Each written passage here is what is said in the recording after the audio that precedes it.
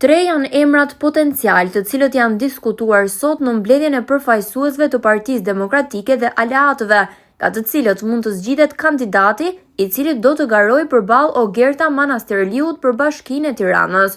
Burime bëjnë me dije se opozita ka rënë dakord deri tani parimisht për tre emra, kandidat potencial për Bashkinë e Tiranës: Edlira Çepani, Ermal Hasimja dhe Florian Hackaj. Pas përfundimit të takimit mes Partisë Demokratike dhe përfaqësuesve të aleatëve në lidhje me emrin që do të garojë përballë Ogerta Manasterliut në zgjedhjet e parakohshme në Tiranë, Melin Kolliçi dhe Ilir Ali Mehmeti kanë dhënë një deklaratë për mediat, duke dhënë detaje mbi atë se çfarë është diskutuar. Të pyetur nëse do të marrin pjesë në zgjedhje në rast se presidenti Bayram Begaj i dekreton, demokratët janë përgjigjur se mbetet në dorën e forumeve të larta të partisë që të vendosin. Këtë parti. Ne kemi bisedime patjetër, unë kujtoj që zoti Shabani është këshilltar Bashkinë e Tiranës, kështu që diskutohet Bashkia e Tiranës është pjesë e rëndësishme që diskutohet në të gjithë këshilltarët dhe kemi biseda në mënyrë të vazhdueshme që janë një pjesë janë shoqërore, një pjesë janë jashtë këtij aspekti, se tashmë duket sikur çdo bisedë është automatikisht vetëm për këtë. Jo, ne flasim në mënyrë të vazhdueshme për ecurinë e Bashkisë së Tiranës, patjetër.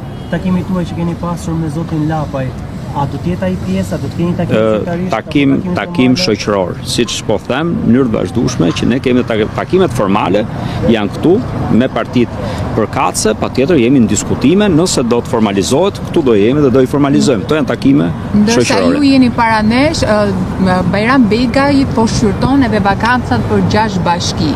Nëse do kemi një dekret për garën e Tiranës dhe ajo do jetë antikushtetuese, a do merrni pjesë në zgjedhje të palishme dhe antikushtetuese?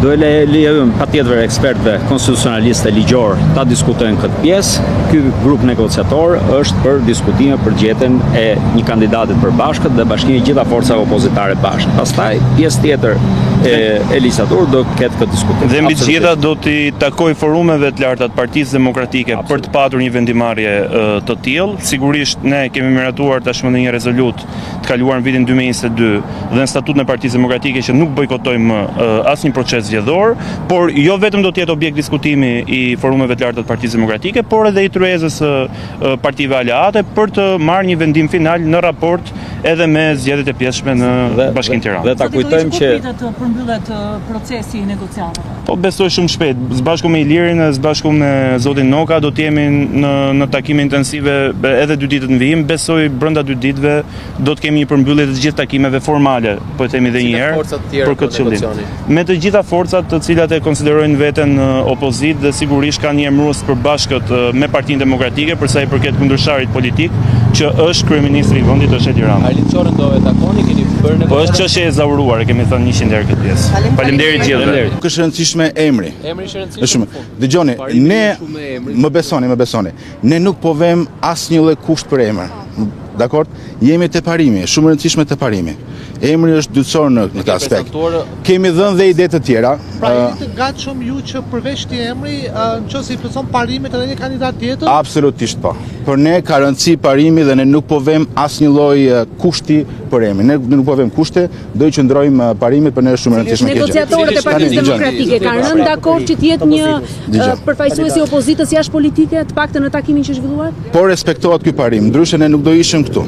Dhe shumë e rëndësishme kjo gjë, sepse ne mendojmë që kjo është forma e vetme që mund të fitohet Tirana, pa sigurisht edhe me emrin me integritet të plot, i pashantazhueshëm, një model që është totalisht e kundërta e Manasterliut për të fituar Bashkinë e Tiranës. Tjetër. Po sa po e thash, pra, një njeri profesionist, publik, njeri që i ka vërtet shanset dhe që është model tjetër.